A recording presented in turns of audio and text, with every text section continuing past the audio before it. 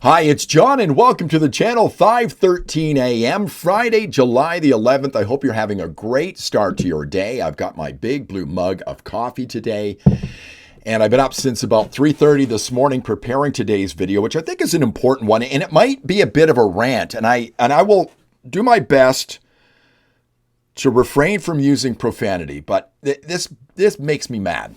This is a reaction to the way people are reacting to Mark Carney and proposed cuts to the budget. I've seen people who are journalists who I respect, journalists who I think are smart, but journalists who are gullible. One of them, I think, is Brian Lilley. Brian Lilley writes this article. Here's the headline right here, suggesting that Mark Carney is acting like a conservative. Are you kidding me, Brian? Give me a break. You know, people online saying that conservatives should be happy because Mark Carney is going to cut back some jobs from government. It's what Pierre Poilievre wanted to do, and he's going to cut the budget. He's cutting. You should be happy. Mark Carney, elbows up, Canada strong. This is garbage, folks. Were you paying attention, Brian? Were the people who are considering that Mark Carney is a conservative paying attention at all? You know, during the election campaign, I mentioned many times, Carney's got two budgets. He's got the operational budget. He's got the capital budget. He talks about less spending, more investing, less spending when it comes to operational, more spending when it comes to capital. And that's what he's doing here. It's kind of like an economic, I guess, bait and switch. Here is Michael Cooper, Conservative MP, explaining it to those of you who don't understand what is actually going on here. Mark Carney is not being honest with Canadians about his massive deficit spending plans. Using carefully crafted language, Carney is trying to create the illusion that he has a plan to balance the budget. Take the recent speech from the throne, where Carney's government committed to balancing the operating budget within 3 years. The government will balance its operating budget over the next 3 years by cutting waste, capping the public service. Carney plans to hide this massive new deficit spending by making the federal budget more complicated and less transparent. He plans to create two budgets, an operating budget and a capital budget. The operating budget would cover day-to-day government spending, while the capital budget would cover so-called investment. In other words, Carney's definition of capital spending includes government handouts, corporate welfare, no doubt to benefit liberal insiders.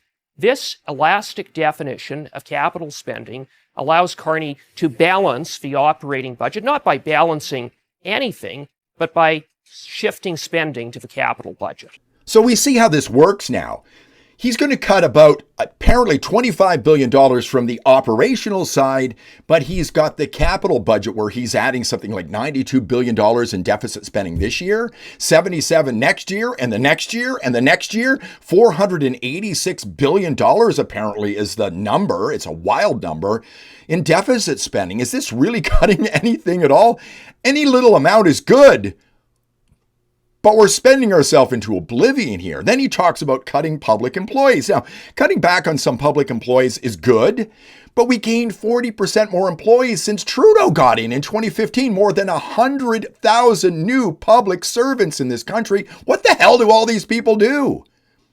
And I wonder how the public servants who are losing their jobs are going to feel when they find out that Carney is shipping millions in taxpayers' dollars to Moldova to, quote, enhance climate resilience and promote gender equality, unquote. And is that what Carney promised the public sector? He hammered Poilievre about his plan, which would eliminate jobs through attrition. That's not what Carney plans on doing. When it comes to cutting government, maybe the other guy had a more sensible plan. The sooner the better. It's a liberal deficit. So we have to get rid of liberal waste. Under Trudeau-Carney, liberals, they have, for example, added 100,000 public servants. I'll be reducing the number of bureaucrats. They've doubled the budget for corporate welfare. I will be cutting that.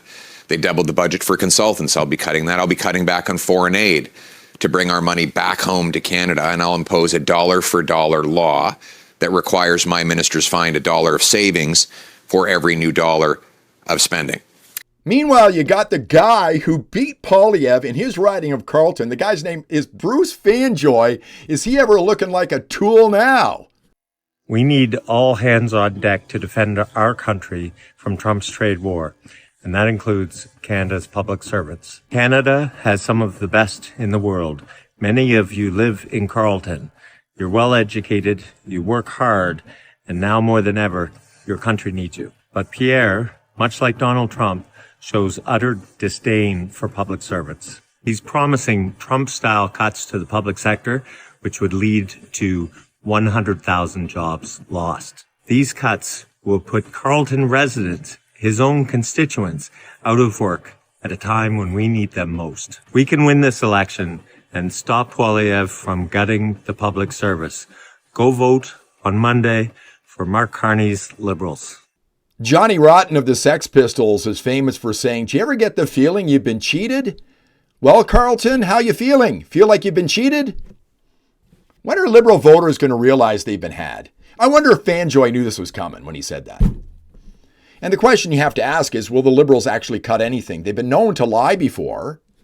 I have a saying, you can't spell liberal without L-I-N-E. And now, why are we in this situation? You know, people had the foresight years ago to realize we had riches below our feet that we could have got out of the ground, you know, natural resources, but your government did everything. Your Liberals did everything to keep it in the ground. Not only that, but they empowered people to get in the way of resource development. And they're probably going to do it again. Remember idle no more? And I might add that here in my province, where I live, my home of Alberta, the Liberals have cost Alberta tens, if not hundreds of billions of dollars in investment. And in those riches we could have got out of the ground. Here's Danielle Smith. You look at pipelines in particular, we had $176 billion worth of proposed projects that got canceled because of the uncertainty created by various government laws, the ban on export of bitumen from the West Coast, the No More Pipelines bill, the threats of a net zero electricity grid, of an emissions cap on oil, emissions cap on methane, net zero vehicles. The list goes on and on and on. And all of that dampens investment. And we've seen the results of it. Imagine the wealth for Alberta if we could have kept those investment dollars, if we could have gotten our resources out of the ground. Imagine the wealth for Alberta if it was independent. Meanwhile, Parliament is on vacation. Trump continues to take a wrecking ball to Canada with tariffs, more coming in. Copper tariffs coming in. There's a method to his madness, folks. Enriching the United States. He wants to do what he thinks is best for the United States, whether you like it or not. And he may do this at Canada's expense. He sees a tasty little snack, and he's going to feast on it. You know, Canada may not be the 51st state, but you Liberal voters may wish it is pretty soon if things don't get straightened out here real quick. Now, the reason why you probably clicked on this is because of the thumbnail. Is Donald Trump really the problem here?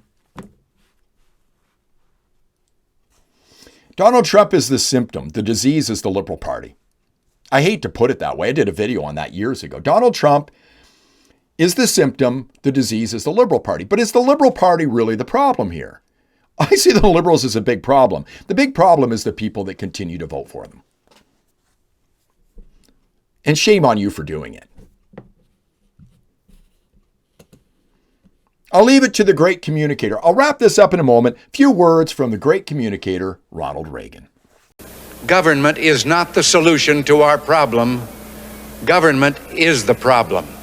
I often say it's easy to be a Liberal. All you do is spend other people's money, and then you leave it to the Conservatives to come in and clean up the mess, and then they look like the bad guy, and they get voted out, and people vote Liberal again, and we're back again to start all over. But the Liberals aren't doing anything here.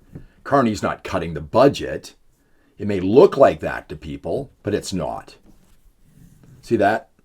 That's the wool being pulled over your eyes. Thank you very much for watching. I do appreciate it. If you liked the video, please give it a thumbs up, subscribe to the channel, ring the bell for notifications. Have a great Friday, and I'll see you in the next one.